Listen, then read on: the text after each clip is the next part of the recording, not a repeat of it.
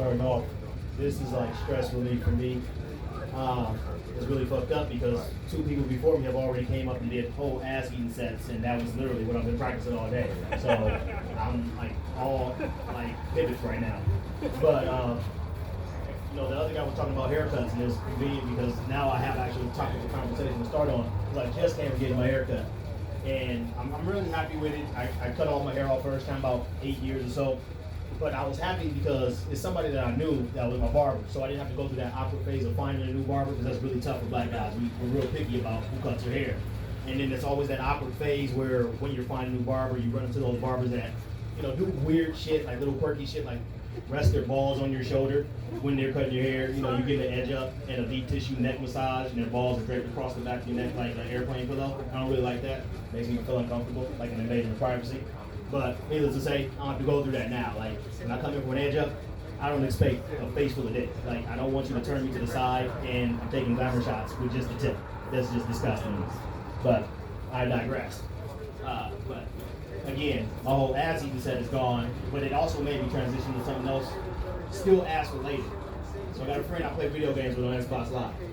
And he comes to me and he gave me a revelation. He said, hey, I've been closeted, I've been living in the closet about 18 years now, but I don't want to come out. I want to change. I want to do something different. And I said, what do you mean you want to do something different? You've been living in the closet for 18 years. What is more different than coming out, living your best life, and being free? He said, I don't want to do it anymore. I grew weary of it. So I got curious. He said, what will make you weary of being gay? Like, how do you make a decision to be gay or whatever, and then just say one day, I don't want to do this anymore? What's happening in your life? Like, were you rolling the dude, and you went to go pull that ponytail when you hit the doggy style, and it was nothing there, and you ended up palming the back of his head like a basketball, and you just figured this ain't the move for me no more? Or was it the other way around, and he reached back and choked you, and you felt like the biggest bitch in your life and said, no, I can't do this. I'm not a power bottom. This isn't the move for me. I wanted those kinds of things. Now again, it's not my lane, but to each his own. But I also think about how can you do things, in a masculine versus feminine way. Like for instance, we will transition back to ass eating. First time I got my ass eaten, I was trying to figure out a way to do it masculinely. So I ended up on my headboard, just kind of like propped up with my legs up, and she came up under me like an aardvark trying to get at an elusive anthill, and just stuck her tongue, and I said, this, again, not the move. So I jumped down, I flipped her over.